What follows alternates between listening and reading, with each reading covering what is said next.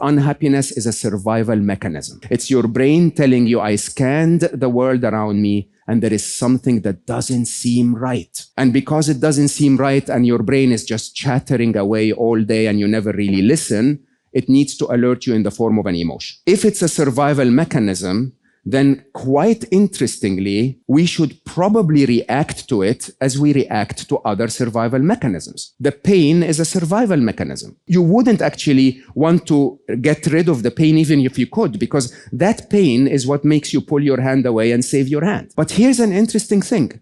That pain of cutting your finger can only be felt in the state where your hand is at risk. You can never go back, if you want to try to do it now, and close your eyes and say, I want to feel how it felt when I cut my finger 2 weeks ago. Can't do that. You can't regenerate it on demand. Emotional pain, however, you can. Your boyfriend says something annoying on Friday. What do you do on Saturday? You wake up and say, that clip from 4 p.m. yesterday, play that again and torture me. It's like the Netflix of unhappiness. Unhappiness on demand. The event is over. The words were harsh, they hurt you, but it's done. But you have the ability to play it over and over again. You also have the creativity to make it not really the truth. So your boyfriend or the girlfriend said, hey baby, can you leave me alone right now? That's the fact, okay? On Saturday, it's not he said or she said, oh baby, can you leave me alone right now? It is he or she doesn't love me anymore. On Monday, it is because I'm not lovable.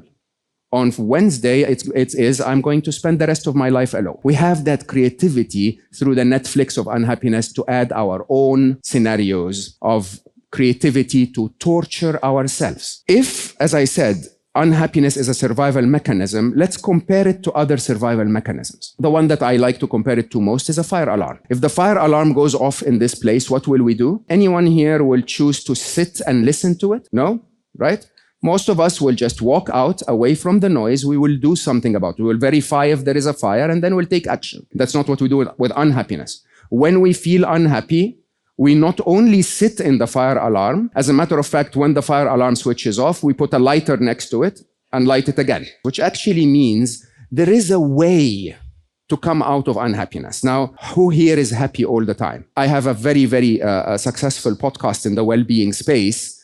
And I host tons of monks and practitioners and so on. One of them was Matthew Ricard. Matthew was known in the media for a long time as the world's happiest man. He had 60,000 hours of lifetime meditation that reconfigured his brain in a way that basically allows him to always be happier than the rest of us. And I asked him, Matthew is a good friend, and I said, Matthew, they say you're the world's happiest man. Does that mean you're happy all the time? And he laughed like really out loud in his very French accent and said, "Me, what are you talking about? I'm always pissed off." And that's the truth, huh? The truth is we are always pissed off. Don't deny that. Because it's a survival mechanism. If something is wrong, it's okay to feel the pain. It's okay to feel alerted. What's not okay is the suffering. What's not okay is telling yourself the next morning to replay the pain. What's not okay is to add to the pain. Happiness practitioners measure not if they're happy all the time, but how quickly, and I probably think this is what you meant, how quickly can you overcome that initial jolt of unhappiness? I actually measure how long it takes me to bounce back from unhappiness to happiness. And by the way, I feel unhappy hundreds of times a day. I get stuck in traffic, there is a jolt of unhappiness. I get a little worried about me speaking to you when I'm jet lagged, a jolt of unhappiness. Between that jolt and the time I get back to happiness, I promise you, I'm not bragging, you can do it too, is 7 seconds. That's my average time from unhappy to happy. Other than 4 or 5 times a year, sometimes it gets to a day or an hour or whatever. Because I follow a flow chart. The first thing is acknowledging. What is that feeling? That's not calm and peaceful contentment. Something is not right. And if you don't acknowledge that, you're never going to do anything about it. And then tell yourself, what's the trigger? What is triggering my unhappiness? And what's triggering your unhappiness, by the way, is not an event. If you're unhappy about the current situation in the world, it's not the current situation because you're safe, you're okay, you're absolutely fine. Nothing is wrong with your life today as it is today, even with the Ukraine war.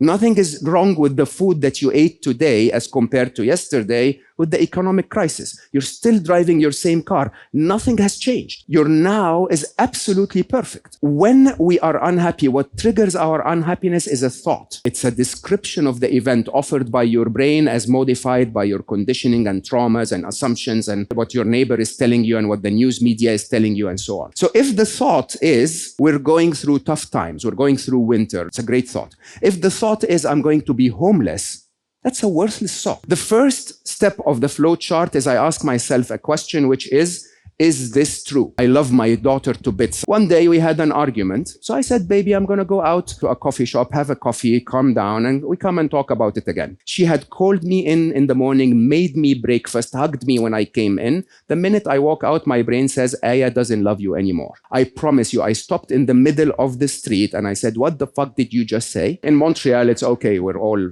like that. How can you give yourself the privilege to destroy my life by telling me that my daughter doesn't love me? Where did you get that from? Do you have evidence of this? Is that true? Number one. Question number two is very straightforward. What can I do to fix this? There's nothing you can do about the winter coming. If the thought in your head is, my business is going to decline because of the winter that's coming, that's an easy question to ask. What can I do about it? Can I cut expenses? Can I find new clients? Can I find new lines of business?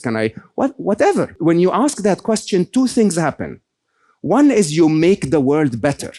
You actually solve the problem instead of sitting in a corner and complaining about it. And the second most interesting thing is you move the thought from your incessant part of the brain, default mode network, as they call it, to the problem-solving area of the brain. And interestingly, our brains cannot do two things at the same time. So if you ask yourself the question, what can I do about it? Immediately, your brain stops complaining. Your brain is now in the positive mode of what can I actually do to make things better.